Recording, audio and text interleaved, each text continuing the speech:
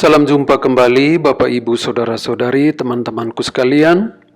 Mari kita awali dengan doa. Dalam nama Bapa dan Putra dan Roh Kudus, amin. Damai Tuhan kita Yesus Kristus besertamu dan sertamu juga. Inilah doa Tuhan untuk kita. Inilah doa saya untuk kita. Damai dari Tuhan Yesus menaungi, menguasai, dan menuntun seluruh hati kita, seluruh hidup kita, seluruh iman kepercayaan kita kepadanya. Inilah yang diinginkan Tuhan untuk kita.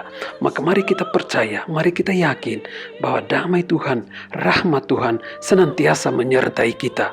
Seperti dikatakan oleh Bapa Suci, jangan takut, kita berada di dalam sampan wabah ini dan kita bersama-sama yakin bahwa Tuhan ada di situ. Semoga Roh Kudus senantiasa menaungi dan menyertai saudara-saudariku sekalian. Mari kita awali permenungan kita kali ini dengan mendengarkan sabda Tuhan yang diambil dari Injil Yohanes bab 40 sampai 53. Beberapa orang di antara orang banyak yang mendengarkan perkataan-perkataan itu berkata, "Dia ini benar-benar nabi yang akan datang." Yang lain berkata, ia ini Mesias. Tetapi yang lain berkata, "Bukan, Mesias tidak datang dari Galilea." Karena kitab suci tidak mengatakan bahwa Mesias berasal dari keturunan Daud dan dari kampung Betlehem, tempat Daud dahulu tinggal.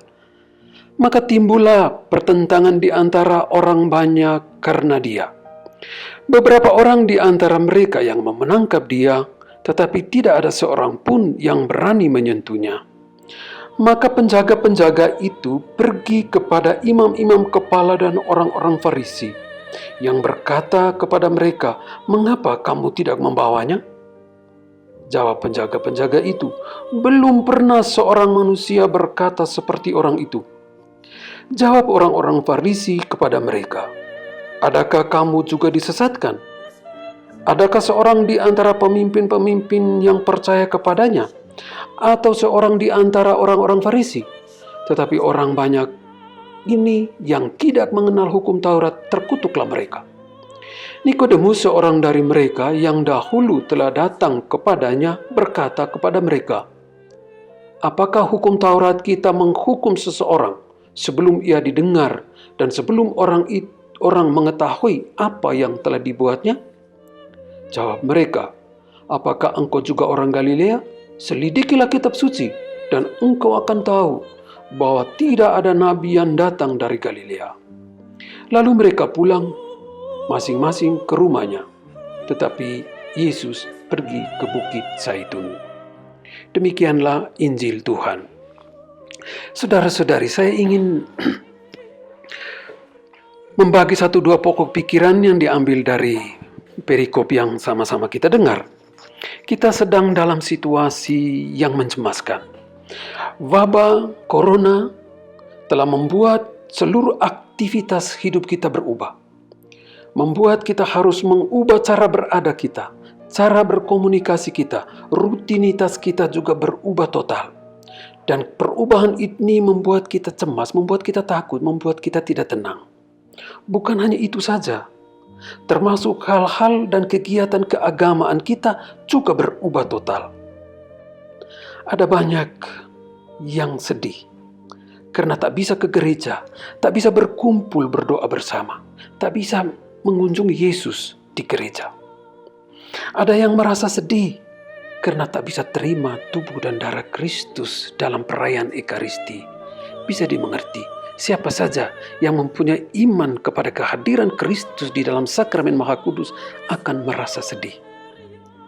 Tetapi sesungguhnya yang benar adalah gedung ditutup, tapi gereja tidak tertutup. Gereja tidak ditutup. Karena gereja adalah kita. Gereja adalah saya. Gereja adalah Anda. Gereja adalah kita. Malah, dalam situasi seperti ini, kita semakin merasa bersatu. Kita semakin merasa sebagai gereja. Kita semakin merasa bahwa Tuhan ada.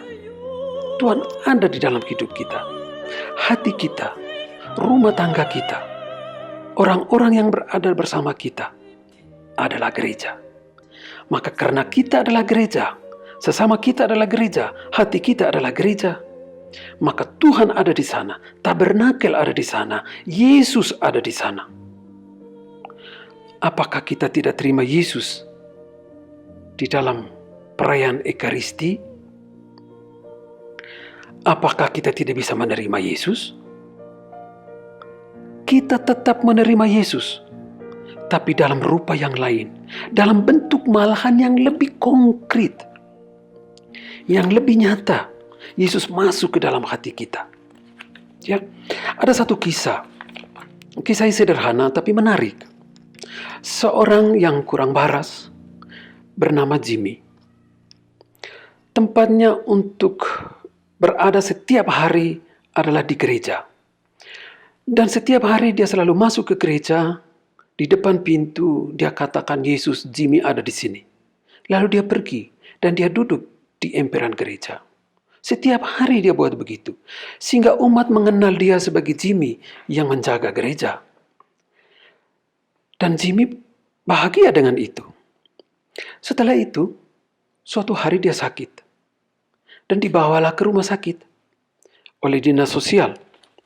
Dan orang-orang mencari dia. Oh, Jimmy tidak ada lagi di gereja. Tetapi dikatakan bahwa di rumah sakit setiap hari ada seorang bapak yang datang mengunjunginya. Tetapi bapak itu berdiri di depan pintu dan katakan, Jimmy, Yesus ada di sini. Jimmy, saya ada di sini. Saya datang mengunjungimu. Lalu dia pergi. Bapak, Ibu, Saudara-saudara, bukankah ini juga menjadi kisah kita?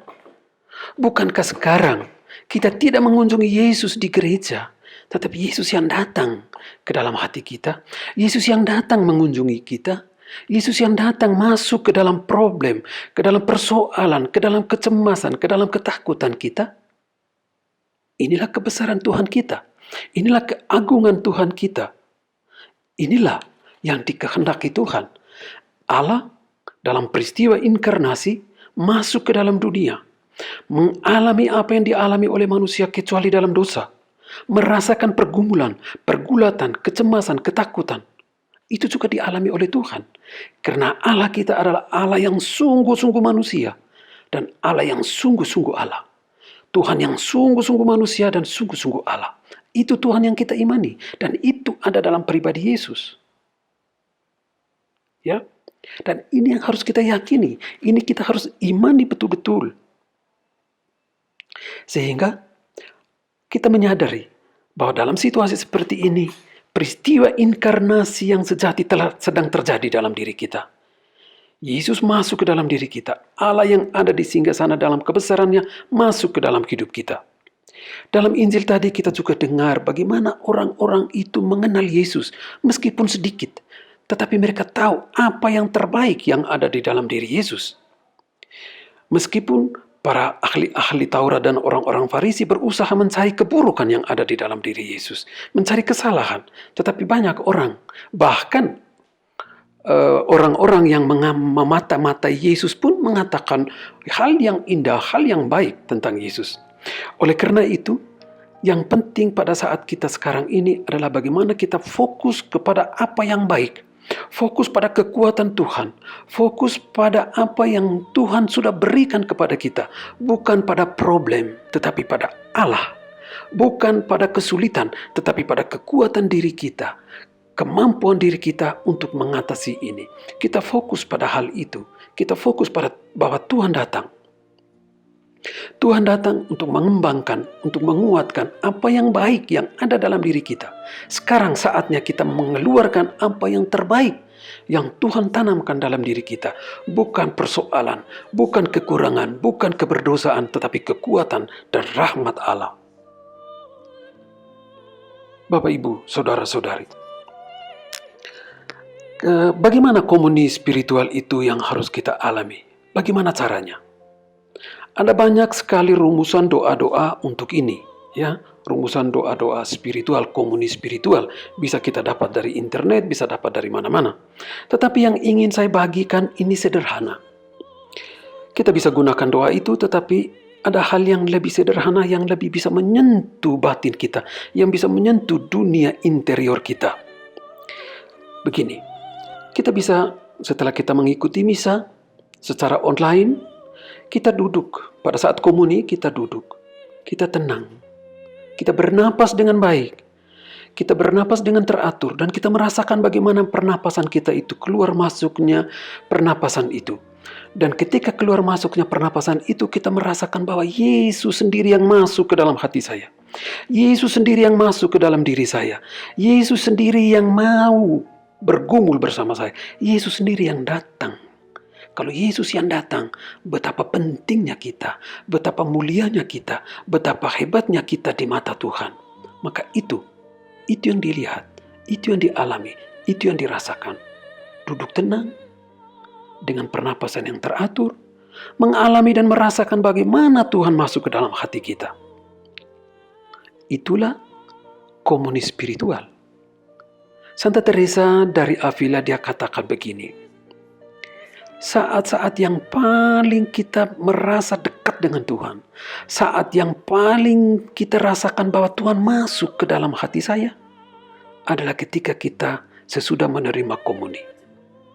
Dan karena pada situasi kita seperti ini kita tidak bisa menerima komuni dalam tubuh dan rupa tubuh dan darahnya, maka kita menerima secara spiritual. Maka seperti Santa Teresa katakan, mari kita rasakan itu. Bagaimana rahmat Tuhan, bagaimana Tuhan sendiri yang masuk ke dalam hati kita, tinggal di dalam hati kita, ada bersama-sama dengan kita. Tuhan tidak melihat kekurangan kita, Tuhan tidak melihat kelemahan kita, Tuhan melihat kelebihan kita. Tuhan melihat hati kita, Tuhan melihat kerinduan kita, Tuhan melihat kemampuan kita untuk mencari Dia. Dan itu Tuhan sendiri yang datang. Tuhan sendiri yang masuk ke dalam hati kita. Sehingga Santo Yohanes dari Salib katakan, meskipun kita punya kerinduan yang tertinggi untuk menemukan Tuhan, untuk mencari Tuhan, tetapi sesungguhnya Tuhan sendirilah yang datang lebih dahulu mencari dan menemukan kita. Oleh karena itu, Bapak, Ibu, Saudara-saudari, dengan dua pengalaman konkret dari orang Kudus Karmel ini, mari kita rasakan, mari kita alami bahwa Tuhan dalam situasi seperti ini sedang mencari kita, sedang menguatkan kita, sedang bersama kita. Tuhan tidak membiarkan kita bergumul sendiri, Tuhan tidak membiarkan kita berjalan sendiri, tapi Tuhan ada bersama-sama dengan kita. Maka fokus perhatian kita ada pada kebesaran dan kemuliaan Tuhan yang bisa mengatasi segala-galanya. Kita fokus pada itu. Karena Tuhan masuk ke dalam hati kita. Tuhan ada di dalam hati kita. Tenangkan hatimu, jangan takut. Pada saat-saat komuni ini, Yesus datang dan tinggal di dalam hati kita. Bapak, Ibu, Saudara-saudari, mari kita berdoa. Allah yang Maha Kuasa, utuslah Roh Kudus-Mu, sertailah kami, bantulah kami, tuntunlah hati kami bahwa Engkau tidak pernah meninggalkan kami. Engkau senantiasa bersama-sama dengan kami. Engkau tidak membiarkan kami bergumul sendirian, berjuang sendirian. Tetapi iman yang Engkau berikan, harapan yang Engkau berikan, dan kasih yang Engkau berikan, itu menguatkan dan menuntun hidup kami setiap hari. Oleh karena itu ya Tuhan, jamalah hati kami, jamalah hidup kami, tinggallah bersama-sama dengan kami. Kami tidak takut, karena Engkau bersama-sama dengan kami. Ya Allah, kami juga berdoa untuk para petugas medis, para dokter, para perawat, siapa saja yang terlibat di dalam usaha untuk menghentikan wabah ini. Semoga Engkau kuatkan mereka, berikan mereka kesehatan jasmani dan rohani, berikanlah mereka kemampuan untuk menemukan apa yang terbaik yang bisa membantu sesama. Semoga Engkau berintervensi, Engkau membantu semua yang kami butuhkan. Oleh karena itu ya Tuhan, kami serahkan ke dalam tangan-Mu. Kami berikan ke dalam tangan-Mu apa yang sedang kami alami. Semoga Engkau juga mengalami, merasakan apa yang kami alami, sehingga kami juga dengan kekuatan rahmat-Mu sendiri bisa mengatasi semuanya ini. Doa ini kami sampaikan kepadamu dengan pengantaran Kristus Tuhan dan pengantara kami. Amin. Semoga saudara-saudariku sekalian, seluruh pergumulan, seluruh kegiatan, seluruh pekerjaan, seluruh rumah tanggamu senantiasa dibimbing, dilindungi dengan berkat Allah yang Maha Kuasa, Bapa dan Putra dan Roh Kudus. Amin.